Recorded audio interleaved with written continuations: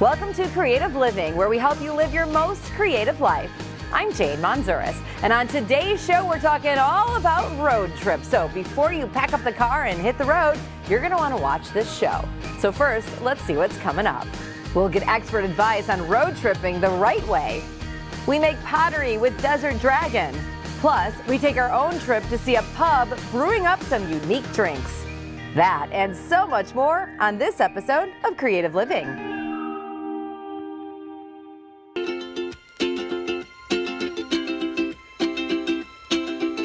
Jump in the car, kids. It's time for a road trip. Yeah, we've all heard that before. And family vacations is just part of summertime. And the preferred way of travel is by car for so many people. So joining me today is Michelle Donati from AAA to talk to us about road trips.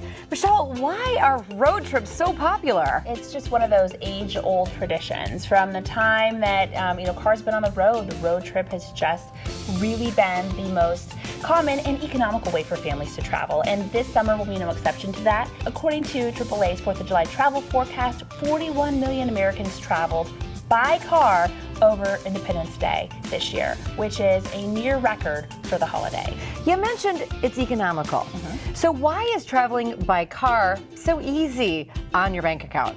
Well, when you look at families, especially for families, and you put a family of 5 in a car, you can do so much more economically than buying those 5 airline tickets. And so, just take my family, for example. We're a family of 5. So to fly to Southern California, for example, that's probably about $1,000. We can get there with maybe a tank and a half or so of gas. Right. So that's not even a couple of $100 there. And almost the same amount of time it would take to get into the airport and jump on a plane. And then we don't have to rent a car when we get there. And traveling by car also gives you that freedom. So if you see something you want to stop along the way, you want to stop and do that, you can do that too. And that's a really great thing for families, because sometimes, especially when you're traveling with little kids, you need to stop, let them run around, play, get that energy out before you put them back in the car and get the rest of the way to your destination. When we talk about driving our own car, even if it's running perfectly, should we get it checked out before we go on that trip? Absolutely. This is the #1 thing that you should be doing before any road trip.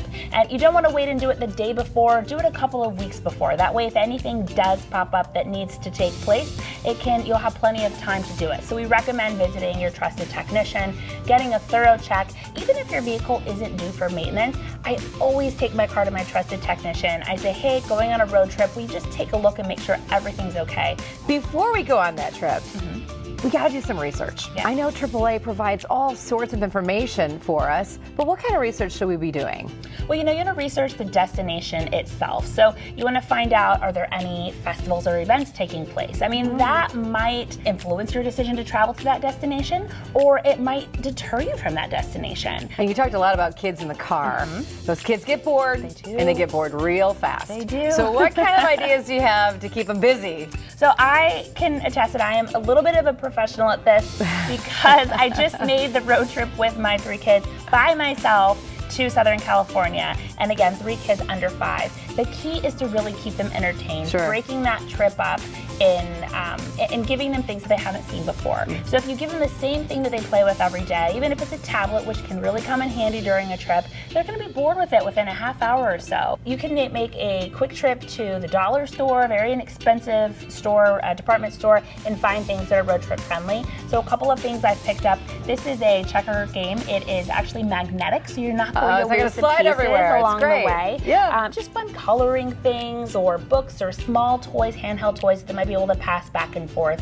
And I noticed that you have little buckets here for each one of the kids. Yes. So you want to make sure that whether you have a bucket or a bag, that you don't give this to them all at once. You want to hand out one thing at a time. Otherwise, you are unveiling your entire bag of tricks, and that is not going to help you one bit. And what do you recommend to keep the car clean? Because that's a lot of people in a car for a long period of time. People in a car. Well, one thing with kids is I always recommend having a spare change of clothes for every child in the car, kept in the cabin of the car.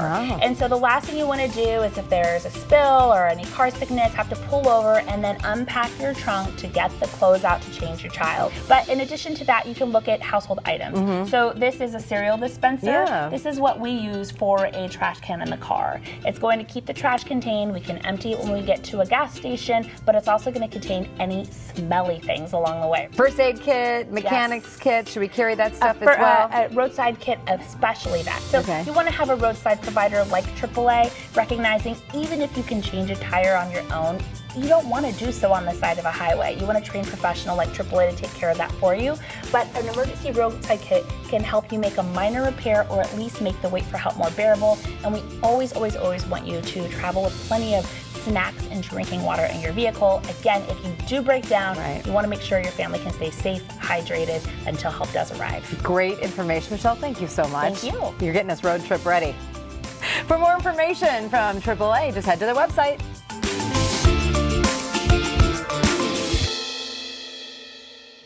Craft beer has a huge following right now, and it's a passion for many. At Pub W in Oklahoma, they're using specialty brews to craft a delicious menu.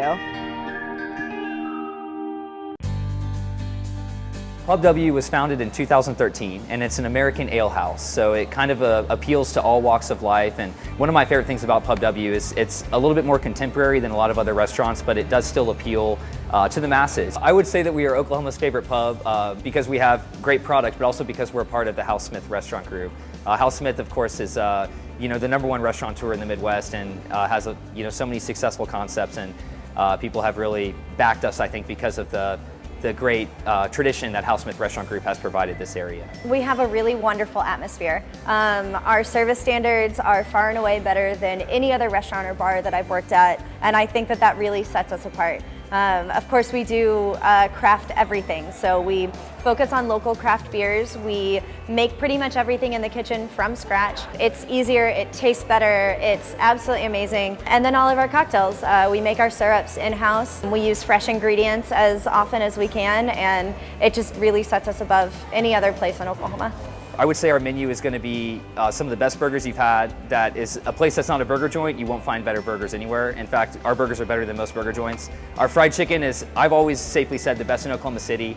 People that argue with me on that a lot of times, are wrong. So that's never frozen chicken. We brine it in-house. I mean, it's awesome. When we opened in 2013, the Oklahoma craft beer scene was really just kind of starting to get its legs underneath it. And we were one of the first locations to open with large taps and a large number of taps. We realized that this was something that we wanted to be a part of, not just the Oklahoma craft beer scene, but the American craft beer scene. We wanted to promote it, we wanted to kind of specialize in it, and we wanted to be able to expand Oklahomans' palates, honestly, to get to the point where you have craft drinkers in Oklahoma and home brewers in Oklahoma and the thriving craft beer community that we have right now. Beer has really been kind of Oklahoma's, in my opinion, the hidden industry. You have oil and everything out here. Well, beer has really, especially last 8 to 10 years, has really been up and coming out here, and Pub W was on the forefront of that. We're premiering our new menu here right after Mother's Day. It's very patio heavy, so has citrus, floral notes to it, things that people want to sit outside in the summertime and just sip on. Probably my favorite right now is called the Laser Beams and Redweeds. It is a Cointreau spritzer, and it kind of tastes like alcoholic Sprite. It is easily, really easy to drink, and then of course it has a dried hibiscus flower in it just for that kind of overarching sci-fi feel to it. One thing that's great about Pub W is, different nights of the week we run different specials. On Wednesday night we have what's called our Wine Down Wednesday, and the Wine Down Wednesday is a different wine selection each week. Thursdays we have what's called a pub pick or a pint night, where we'll feature different beers, whether it be something local or out of state, and great happy hour daily as well. Well, we'd love to have you at Pub W. We have some of the best service, the best beer selection, and the best food you're going to find from scratch in Oklahoma. The average road trip is 568 miles, and the most popular destinations are national parks and beaches. I like those too. Stick around, we've got more coming up on Creative Living. We'll show you how a gown maker in Kansas is creating dream wedding dresses. Plus, a Sunday drive in Las Vegas with beautiful views. Creative Living is brought to you in part by KaiScissors.com, styled to offer superior cutting action for quilting, crafting, and dressmaking. For more information on their line of products, from scissors, knives, and rotary cutters, visit KaiScissors.com.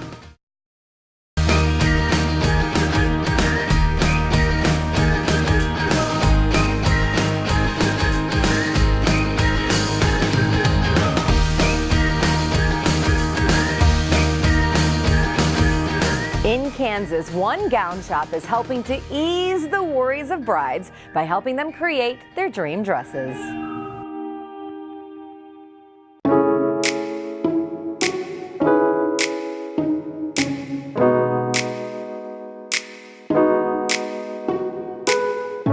The custom design process is very one-on-one. So you'll come in and we'll sit down and go over all of your ideas. What I'm passionate about is bringing your dreams to life.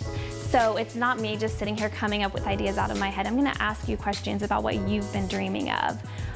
You can show me photos of what you like, what you don't like, and then right there I'll sketch something up. We'll look at fabrics, we'll look at laces, have a series of dress fittings, and then you walk down the aisle in your perfect gown that no one else will ever have because we've created it just for you.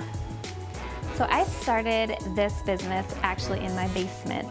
I was a young mom and I had 2 toddlers and I needed a way to be able to stay home with them and I couldn't afford daycare. I loved to sew. So I started sewing for people, anything and everything to make money, always specializing in the bridal and formal wear because that was my passion. So I did alterations for brides and their bridesmaids, and I told everybody that I could talk to that I loved making custom gowns. 3 years fast forward, I had outgrown my basement and I signed a lease on a 900 square foot little tiny studio. Started really advertising the fact that I did custom gowns, and at the time there was no one else in the area that did any design work at all. So demand just continued to grow and grow and grow. Within 3 years I had outgrown that facility, and now here 10 years later we have a beautiful studio with a full team of seamstresses, and we just absolutely love what we do.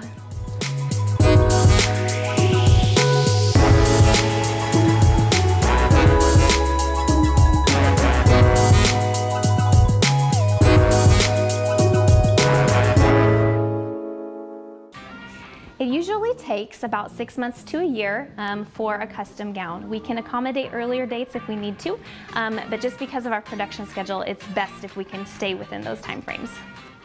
The most creative dress that I've designed, I think I'm actually working on it right now.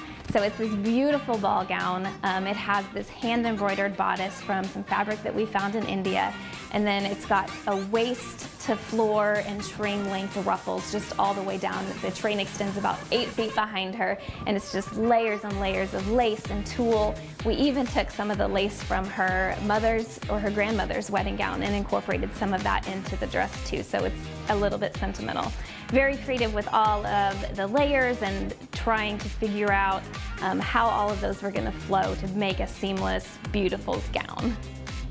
We do custom gowns for all occasions. Wedding gowns is our specialization, but we do formal gowns and custom gowns, mothers, dresses, anything really that you need.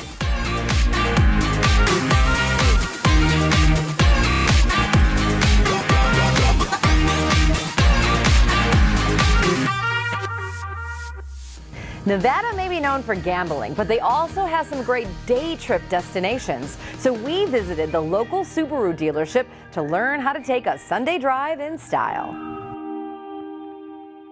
Hi, I'm Burton Hughes, your partner in adventure, and this is Subaru Sunday Drives.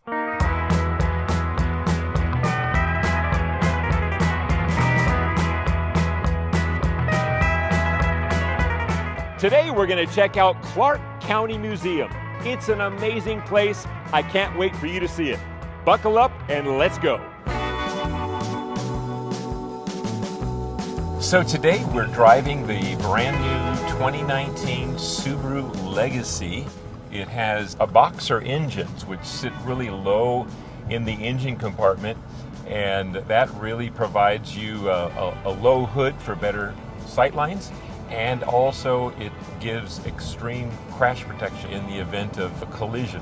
It's a great, great drive. And today we're driving on 215 heading to Clark County Museum.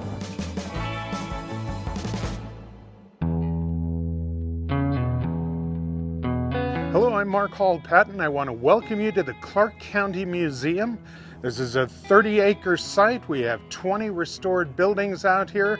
We have a small ghost town. We have walking trails, nature areas. You can learn not only an overview of Southern Nevada history, but you can find out why we have 2 million people in the middle of the desert. So let me show you around the grounds here.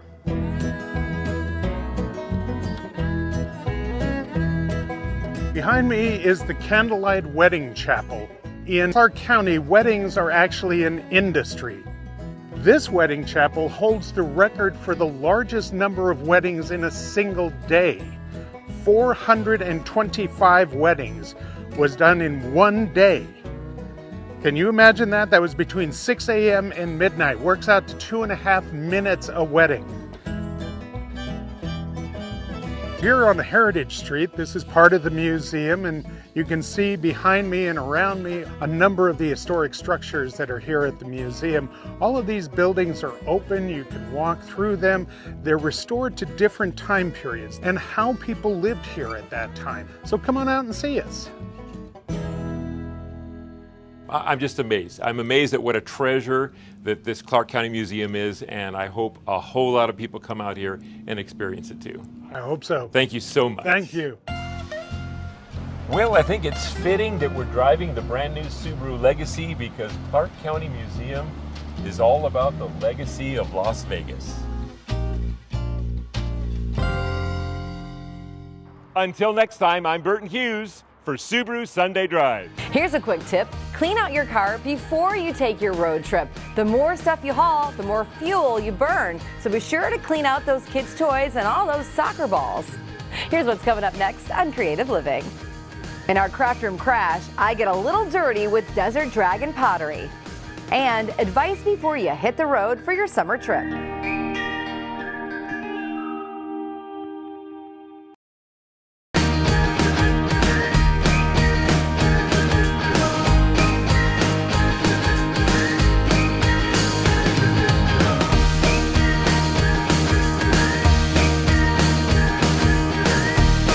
I had the chance to get my hands dirty on this latest craft room crash as we throw some pottery.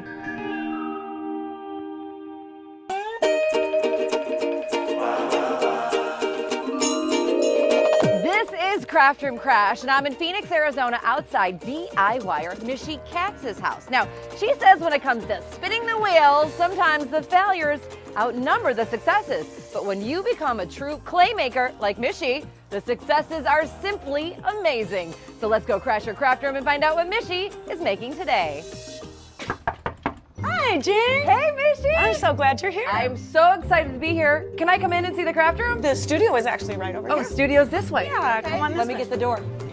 I really love when people walk in for the first time because when they walk in and look around, they almost always are like, wow. Wow, look at this place, Missy. This is incredible. When people ask me what I do, I tell them I make music and art and that I teach pottery. This is the pottery wheel area, and this is where we will be making the bowls today. As a maker, I like the feeling it gives me to create things. It's the process of making a pot or baking something or creating a song. Come on out and create in clay where the hawks and ravens fly. It's like a puzzle. It comes from inside. So what are we making today? We are going to make a bowl. Hit it. Oh, yes. Start with the water and the sponge and begin to spin the wheel. I don't know that I'm going to be able to do this. Take your foot off the pedal. Lock your elbows. Lock your hands. Now you're going to come straight on. My fingers And go then back. dive for treasure. Push, push, push. Go almost all the way down. Lift right I up. have no idea what's happening right now. Slowly at the base, your outside hand pushes in a little ridge. What? That's a bowl. That's a lovely bowl. Once we finish making our piece on the pottery wheel, we will need to let it dry to the point where we can turn it over and do the trimming. And once it's completely bone dry, then it goes through the kiln for the first firing. There's a lot of kilns out here. Yep. After you fire the first time, that is when you put the color on, the glaze. They've been made from clay into ceramic. Now this blue here doesn't look blue, No, but it's after gray. it's fired to 2,400 degrees Fahrenheit, it will become blue. Wow, look at this one. This is a big one. This is so cool. This is crazy. I want to play hide and seek in here. Close her up. After the second firing, once the piece is glazed, you're finished and you have a beautiful piece. It's really unbelievable that we were able to make this cool piece of art out of a big hunk of clay. It's amazing. Mishi, thank you so much for having me in your craft studio. This has been so fun. I've really enjoyed it. Thanks so much to Mishi. Now we all know how to make a ceramic bowl from clay, and that is what Mishi is doing in her craft room. What are you doing in your craft room? I'll see you next time. Don't go anywhere. We've got more to come on Creative Living. The one thing you should do before a road trip to save some cash.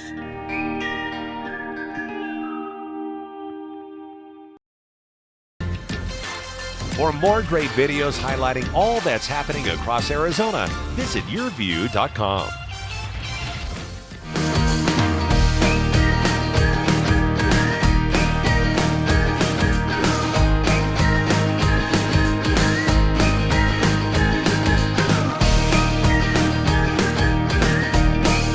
The thrill of the open road and the comfort of your own car, you just can't beat a good road trip.